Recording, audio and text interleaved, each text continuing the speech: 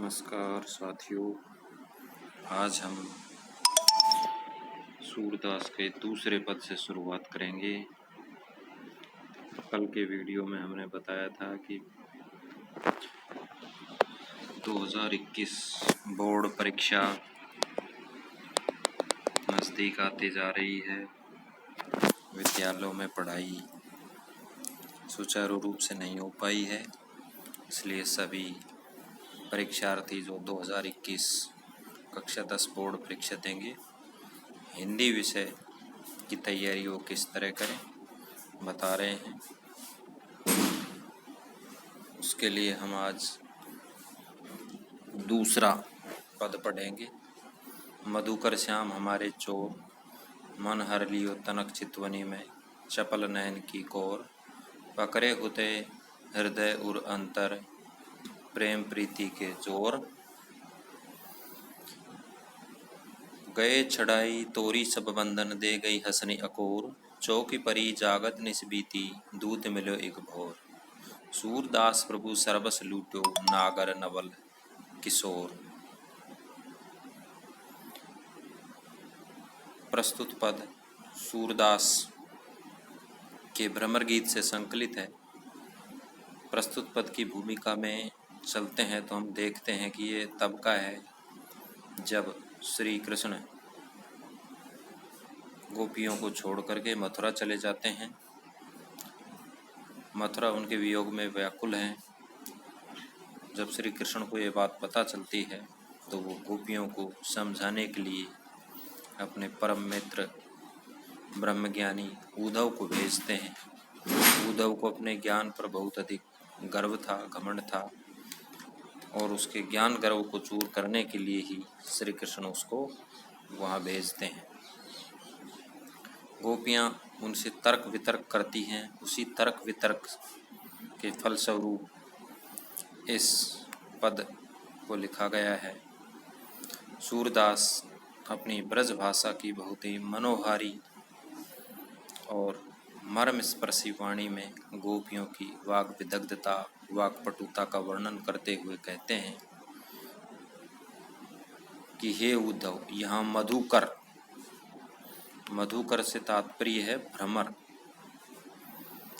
यहाँ मधुकर उद्धव को भ्रमर क्यों कहा गया है, इसका भी एक प्रसंग है कि जब उद्धव गोपियों के पास आते हैं तो पुराने समय में ये परंपरा रही है कि पर स्त्री पर नारियां सीधे पर पुरुष से बातें नहीं करती थी। तब वो वहाँ उड़ते हुए एक भ्रमर को संबोधित करती हैं, करते हुए उद्धव को ही कहती हैं। इसीलिए यहाँ जब भी भ्रमर भ्रमर आएगा तो वो उद्धव को ही संबोधित किया गया है। गोपियाँ कह रही हैं कि हे मधुकर, हे भ्रमर, हे उद्धव, श्याम हमारे चोर। श्याम कौन है? हमारे चोर हैं। क्या चुरा लिया उन्होंने हमारे? इससे आगे कहती हैं, मन हर लियो तनक चितवनी में, चपल नयन की। उन्होंने हमारे मन को, अपने चितवन, तिरछे चितवन, आँखों के बीच के स्थान को चितवन कहते हैं, उस चितवन को क्या कर लिया है? गोपियों ने अपने चितवन में क्या कर लिया है? श्री कृष्ण ने देख करके हर लिया है। चपल यानी चंचल, नयन यानी नेत्रों की, कोर यानी किनारे से। गोपियाँ कहती हैं कि हरि यानी भगवान श्री कृष्ण ने हमारे मन को तिरछे नेत्रों से और चितवन से हर लिया है। और फिर पकड़े यानी पकड़े हुए, होते यानी थे, हृदय के और अंतर, हृदय के अंदर उन्होंने हमारे मन को क्या कर लिया है? प्रेम की प्रीति के जोर से, प्रेम प्रीति के जोर से यानी प्रेम के बल पर से उन्होंने हमारे मन को अपने हृदय के अंदर जकड़ लिया है। गए छड़ाए तोरी सब बंधन, उन्होंने हमारे मन को तो अपने हृदय में जकड़ लिया है, लेकिन वो स्वयं कहाँ चले गए? गए छड़ाई, छोड़ करके, तोरी यानी तोड़ करके, सब बंधन, हमारे प्रेम के सब बंधन तोड़ करके श्री कृष्ण यहाँ से जा चुके हैं और बदले में वो हंस करके अकोर यानी रिश्वत, और वो हमें हंसी की रिश्वत दे करके सारे बंधनों को तोड़ करके चले गए। चौंक परी जागत निशिबीती, गोपियाँ सोच रही हैं कि मानो ये हमारे लिए एक स्वप्न है और हम निशि यानी रात्रि में बीत चुकी है, और चौंक परी हम चौंक पड़ी हैं और जाग गई हैं। तो भौर यानी भ्रमर होता है, प्रातः एक यानी एक, दूत मिलो एक भौर, तो प्रातः हमें ये भ्रमर के रूप में आप एक दूत मिलो। यानी ये सारा प्रसंग एक स्वप्न के रूप में चल रहा है कि कब श्री कृष्ण हमसे बिछुड़ करके चले गए और कब मथुरा चले गए, और मानो वो कल की सी ही बात है कि हमें हंसी की रिश्वत देख करके, हंसी रूपी रिश्वत देख करके चले गए, और ये हम स्वप्न देख रहे हैं और आज हमारे सामने ये आपके रूप में एक दूत खड़ा है। सूरदास कवि कहते हैं कि प्रभु श्री कृष्ण ने सर्वस्व लूटो, यानी सर्वस्व सब कुछ लूट लिया है। हम गोपियाँ कह रही हैं कि प्रभु श्री कृष्ण ने गोपियों का सब कुछ लूट लिया है। नागर नवल किशोर, नागर यानी चतुर, नागरिक चतुर व्यक्ति को, नवल नए, किशोर यानी श्री कृष्ण, चतुर श्री कृष्ण ने हमारा सब कुछ हर लिया है। प्रस्तुत पद की व्याख्या भी हमने पिछले भाग में समझाई थी, व्याख्या के भाग में समझाई थी, उसको अच्छी तरह से आप देखें और उसी के रूप में इसको पुनः करें। इसके बाद अगला पद आता है, संदेशनि मधुबन कूप भरे, अपने तो पटवत नहीं मोहन, हमरे फिरी न फिरे, जिते पथिक पठय मधुबन को, मधु बहुरी न शोध करे, केवे श्याम सिखाई प्रमोदे, केव कहूँ बीच मरे, कागद गरे मेघ मसिकूटी, सरदव लागे जरे, सेवक सूर लिखन को आंधो, पलक कपाट अरे। गोपियाँ उद्धव को संबोधित करते हुए कह रही हैं कि संदेशनी मधुबन कूप भरे, संदेशनी यानी संदेशों से, चिट्ठी पत्रियों से, मधुबन यानी मथुरा के कूप यानी कुएं भर गए हैं। हे उद्धव, हमने श्री कृष्ण की खोज खबर के लिए जितनी चिट्ठी पत्रियाँ मथुरा भेजी थी उनसे मथुरा के सारे कुएं भर गए। अपने तो पटवत नहीं मोहन, मोहन यानी श्री कृष्ण ने अपनी तरफ से तो कोई पटवत यानी नहीं भेजा, कोई चिट्ठी पत्री या कोई संदेश वाहक नहीं भेजा। हमरे फिरी न फिरे, और हमने जो भेजे थे वो भी वापस फिर करके नहीं आए हैं। जिते पथिक पठे मधुबन को, हमने जितने भी पथिक यानी राहगीर मधुबन यानी मथुरा को पठाए थे, पठे यानी भेजे थे, बहुरी ने शोध करे, पता नहीं वो रास्ते में खोज करने पर भी नहीं मिले, कहाँ खो गए। केवे श्याम सिखाई प्रमोदे, के कहूँ बीच मरे, क्या तो उनको श्री कृष्ण यानी श्याम श्री कृष्ण ने सिखा करके प्रमोदे यानी अपने वश में कर लिया है, के कहूँ बीच मरे, क्या कहीं वो बीच रास्ते में ही मर गए हैं। कागद गरे मेघ मसीकूटी, सरदव लागी जरे, श्री कृष्ण हमें कोई चिट्ठी पत्री नहीं लिख रहे, इसका क्या कारण है ये अगली पंक्ति में बताया है कि कागज यानी कागज, गरे यानी गल गए हैं, मेघ यानी वर्षा आने के कारण, मसी कूटी दवात, कूटी यानी टूट गई है, फूट गई है, सर सर होते हैं झुंडे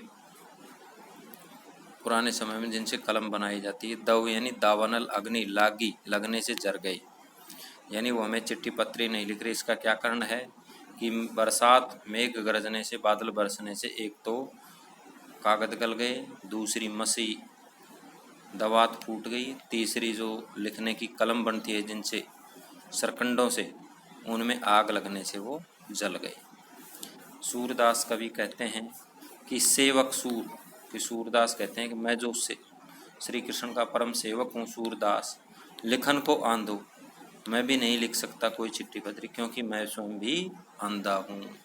पलक कपाट अरे, मेरी आँखों पर पलक रूपी जो कपाट यानी किवाड़ अड़े हुए हैं और मुझे कुछ दिखाई नहीं देता और मैं कोई चिट्ठी नहीं लिख सकता। अपनी ये व्यवस्था बताता है। अंतिम पद, प्रथम पाठ सूरदास का अंतिम पद है। ऊधो मन माने की बात, दाख छुहारा छाड़ी अमृत फल, विष कीरा विष खात। ज्यों चकोर को देई कपूर कोई, तजी अंगार अघात। मधुप करत घर फोरी काठ में, बंधत कपल कमल के पात। ज्यों पतंग हित जानी आपनो, दीपक सो लपटा। सूरदास जाको मन जासो, सोई ताहि सुहात। प्रस्तुत पद में सूरदास कवि मधुर ब्रज भाषा में लिख रहे हैं कि उद्धव और गोपियों का संवाद है। गोपियाँ उद्धव को कह रही हैं कि हे उद्धव, मन माने की बात है। ये तो अपने मन माने की बात है कि जो जिसको अच्छा लगता है, वही जिसको सुहाता है, वो उसी के पास जाता है। इसके फलस्वरूप वो नीचे उदाहरण स्वरूप बताते हैं। दाख छुहारा छाड़ी अमृत फल, विष कीरा विष खात। विष को खाने वाला कीड़ा, विष कीड़ा है ना, विष खाने वाला एक कीड़ा होता है। उसको यदि आप द्राक्षा यानी अंगूर यानी किशमिश, छुहारा आदि अमृत फल मीठे फलों को छाड़ी यानी छोड़ करके, विष खाने वाला कीड़ा विष को ही खाता है। उसी प्रकार से ज्यों चकोर को देई कपूर कोई, उसी प्रकार चकोर पक्षी को कोई कपूर दे, तजी अंगार अघात। ज्यों चकोर को देई कपूर कोई, चकोर पक्षी को यदि कोई कपूर यानी शीतल फल देता है, शीतल खाने की कोई वस्तु देता है, तो उसको तजी यानी तज करके छोड़ करके वो अंगारों को अघाता है यानी खाता है। मधुप यानी भ्रमर, करत घर फोरी काठ में। मधुप भ्रमर का जब मन करता है तो घर बना लेता है, फोरी यानी फोड़ करके, काठ यानी लकड़ी में भी, कठोर लकड़ी को भी काट करके वो अपना घर बना लेता है। और जब उसका मन होता है तो वो कमल के पत्ते के अंदर भी बंध जाता है। सायकालीन यदि भ्रमर कमल के फूल में बैठा है, सूर्यास्त होने के बाद कमल का फूल जब बंद हो जाता है तो वो उसके अंदर ही कैद होना पसंद करता है, बल्कि उसकी कोमल पत्तियों को वो नहीं काटता है। ज्यों पतंग हित जानी आपनो, दीपक सो लपटात।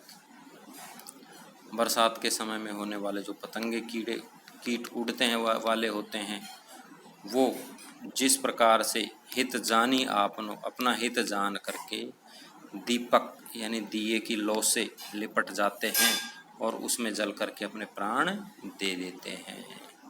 सूरदास कवि आगे कहते हैं कि जाको मन जासो, कि जिसका मन जैसा है सो ही ताई सुहात। जिसका जैसा मन होता है वो उसी को सुहाता है। परम ज्ञानी उद्धव के ज्ञान गुण को ध्वस्त करने वाली गोपियाँ इस तरह से अपनी बात को रखती हैं। नमस्कार।